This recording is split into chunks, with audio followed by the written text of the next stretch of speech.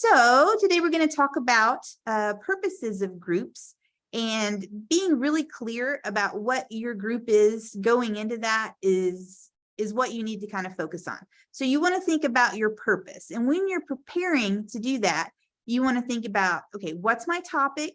What are my goals? What tasks do I want them to accomplish while they're in there? So we're going to look at purpose. And the second thing that we're going to look at is how to select members for groups. So who is this group intended? Like, what composition do you want?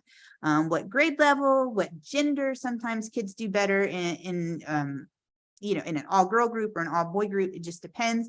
And also kind of the learning style of what the kids are. And then I want to talk a little bit about evaluations, because you want to get some feedback to make sure that the purpose that you're working on, that it that you're hitting that. So pre-group planning. You want to use these steps when you're planning your curriculum. One of those, who's your target audience? Like I said, what's your topic? And then you want to do this thing that's called a group action plan. I'm going to show that to you next. But a group action plan goes along with the ASCA National Model. Show that to you on the next slide. When you're planning your group, you want to think of some things like, how am I going to do an icebreaker? When the kids come in, what are we going to do? Are we going to do discussion cards? Are we going to do a game? Are we going to watch a clip of a video? How's that going to happen? You also want to select the main activity that you're going to do while they're there. Are you going to do a craft? Are you going to do a game? Are you going to do just a discussion group? It's totally up to you. And then at the very end, you're going to want to do a reflection piece. Are they going to talk about something? Are they going to write that in a journal? How is that going to happen? And then how are you going to create a self-assessment? So our good friends at the American School Counseling Association have what's called a group action plan. And this helps you clarify exactly how you're going to make stuff work out. You can find these action plans if you go to the ASCA site. And if you're not a member of ASCA, I would really, really encourage you guys to go ahead and get a membership with that. You can get a student membership. I think it's $69 a year, but it's great because it gives you access to all their templates. It gives you access to webinars. You get the little book every month that talks about hot topics in schools. And I also like it because I get emails. It drives me nuts because they send me so many emails, but every day or every week, they'll send you information about what the hot topics are in counseling and what you need to be on top of. The group action plan, it focuses on mindsets and behaviors. What do you want them to do behaviorally? What skills, what social skills do you want to look at? And if you have there's this book, the ASCA National Model, that actually have a framework for school counselors. It's a little red book. You can get it on their site. And I would recommend, if you can, ask your school district to buy you a copy, to go ahead and do that. And when you start your counseling program, it's important that you have a direction. What's your mission? What's your vision for this? And it sounds like a lot of you are going to be at schools where you are the counselor and it's your program. So when you begin working on different things, you want to kind of look at the data and see what are things for the year that I would really like to accomplish with my small groups. Now, before you start your small group, you are going to want to screen your group members. And there's a lot of different ways that you can do that. But when you are doing a screening interview, you're going to be looking for kids who are going to be good group members. You're going to want to find kids who are able to come together to actively work towards a goal. And not all students are going to be able to meet that criteria. You're going to have some kids that are going to do better with individual counseling or just being a student in more of a large group classroom guidance. So when you're talking with these kids, you're going to pull them in. You're going to say, hey, I have this group coming up. I think you might be interested in it. But when you're looking at the members, you want to be sure, is this a kid that can follow the rules?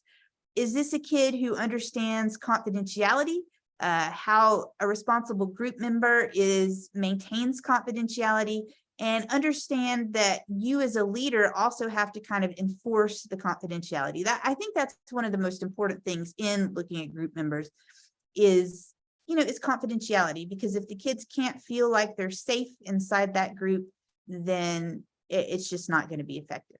So we have a lady, Rosemary Smead Morganette, and she created this thing called a tap-in process. And the tap-in process is pretty intuitive. You tell the kids about the group, you ask the student about their level of interest and commitment to the group, and then you are going to pick people that you feel comfortable with. The hardest part, I think, about telling kids about a group and then not selecting them is they may feel kind of disappointed because they would really like to be able to share in that experience. So you want to have alternative things that you can allow them to be a part of that's going to be just as much fun as what you were kind of promising that the group would be. And that may be individual sessions with you. That might be something, and this is an idea that I always think is neat, is kind of a back and forth journal where they will write down things that are going on with them. They will give you the journal. You will, when you have time, you can write back to them and send it back and forth.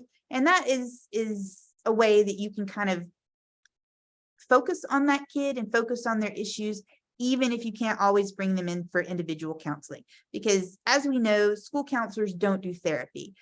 Probably the most that you're going to do some individual counseling just focused on that kid is maybe 1 to 3 times. You can't always focus on everybody because your schedule is just so very full doing guidance lessons. And if you're in high school, you're trying to do career stuff and you're also trying to help them get into colleges, and you don't always have time. So just be sure that if a student can't be selected for a group, that they have something else that they can enjoy.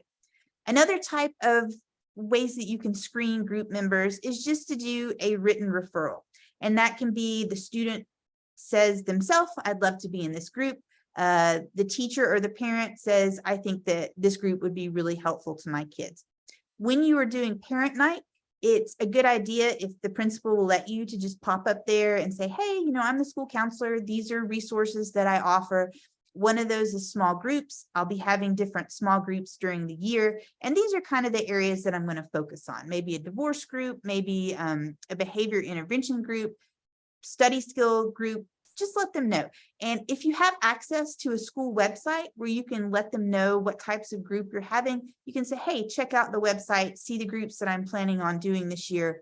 Let me know if you're interested in having your child participate. During COVID, a lot of my students in my practicum and internship classes started to use different types of ways. And I think most of them did like Google Forms, where the students could go on their tablets or they could go on their Chromebooks and they could fill in the little information forms and send that to the counselor. So the counselor could know that they were interested in referring themselves to the group. And then the final one is like a comprehensive group program screening. And you are assigning these kids based on characteristics that they all share together. And the Ask a National model, as school counselors, we focus on 3 areas. One of those is academics, one of those is attendance, and the other one is discipline, which I kind of consider social behavioral problems. So if you've got kids and you're looking at your school data and these are kids that you notice that need special attention, then you would put them kind of in a group like that. Evaluating your groups. You are going to need to make sure that your group is making a difference with the kids that are involved, because if it's not, then what's the point of doing the group anyway? So you can use different data to determine how effective your groups are. Let's say that you're meeting with a group, you've got them for maybe 4 to 8 weeks, just depending. You can collect data to measure their progress. And you can use different things like self-assessment. You can use parent-teacher surveys to see how it's happening. So let's take a look at those. One is a pre-post survey. I don't know if you have ever looked at an Ask a National Model lesson plan, but it will ask you to do pre and post evaluations on your lesson. Those can be super, super simple. Like you may come into the classroom and you say, okay, how many of you guys are familiar with this type of organizational skill? Kids raise their hand. Or you could say, on a scale of 1 to 10, how familiar are you with how to do introductions between different people? And then the kids can kind of rate themselves on that. And then at the end of the class, you would just do that again really quick. Super easy. This one right here, I got off this place called the responsivecounselor.com. And she's made some super simple surveys that the kids can do before the group, and then they can do them again at the end. And you wouldn't have to do this, every single group time. You could do it at group meeting 1 and then at group meeting 6 or 7, whenever you're going to end up with the group. If you go to Teachers Pay Teachers, there's a million pre-post surveys that you can find on there. So just type in whatever you're interested in and it'll pull them up, and they're pretty inexpensive, like $2 to $3. Next thing that you can do is a teacher behavior tracker. I know teachers are super busy, and in big schools, this may not be something that will work out, but I found this from Newark Public Schools, and it's super neat. It's a small group counseling teacher pre-post group perception. And then before the group starts, it allows the teacher to rank the students on a scale of 1 to 5. And then when the group is over, then they will come and they will do it again. This is a great way for you to get data to look at. It also had a second part to it that was more of a narrative, and I'm not really seeing a narrative one like this before, but I thought it was neat. And the teacher would say, before the group starts, I had hoped that they would learn. And then when the students were participating, I saw these different changes in my classroom. And then again, it has kind of a Likert scale where they can give their opinion on how the kid changed. I can take this. I found this as a PDF. I will put it over into the chat for you when I get finished, and then you guys will have a copy of it if you are interested. Another way that you can do some simple evaluations, and this is more me, I'm very art therapy oriented, so I kind of like to do things that are more like I can actually feel. This one is just a little folder that I saw on Pinterest. So the school counselor has put down every week the thing that she was focusing on, and then she's put those different activities in there so she can look at it and she can say, oh, look, these are the different things that we started with and now they're finished. I think this is neat because the teacher can see it, the parent can also look at it, which is good advertising for you, because they're like, I know what you're doing with my kid while you are in class. And I think that's kind of neat. All right, so there are different phases of the session. The first part of the session is going to be your beginning stage, and that's when you're going to kind of check in with the kids, see what's going on with them. The middle phase of the group is when you're actually doing the work, and then the closing phase is just checking in with them. So I kind of put this little bitty group together that you can totally use in your school. First part, let's look at the beginning phase. The kids come in, and this will work with any label. First one, you can do best worst, and you can ask them to share what is the best and the worst moment from the previous week. Or something that you can do is called most unique. It's an icebreaker technique, and each kid can share something about themselves that make them unique or unusual. The thing that you want to be sure to do at the beginning phase is kids like to be chatty. And if your group is only 30 minutes long, you don't want to spend the entire group with them talking about this. So if you notice that they start to get lengthy, you can say, just tell us in one sentence, what was the best thing? What was the worst thing? So they don't start wasting time that you need to be on the middle phase. And that's when you do the activity. So in this case, these are things that I love to do. My favorite art therapy activities is this one is things that I love. And the kids kind of make a little bit of a Zentangle heart here, and they will share with you what things that they like, and they can color those in. You can have them do bigger or little sizes depending on how much those things mean to them. Another exciting one that I like is an art therapy postcard. And you can just go get some note cards from the store that have on the back of them the lines and have the front where it's just plain. And the kids can put on one side anything that's going on with them. Maybe you want them to reflect on a situation that they felt frustrated or angry about or sad, or if you want them to share happy moments or, just anything that you would like to learn a little bit more about. And then on the back of the card, they can write a little narrative about how they felt about what's going on in the front. Fun activity that I enjoy.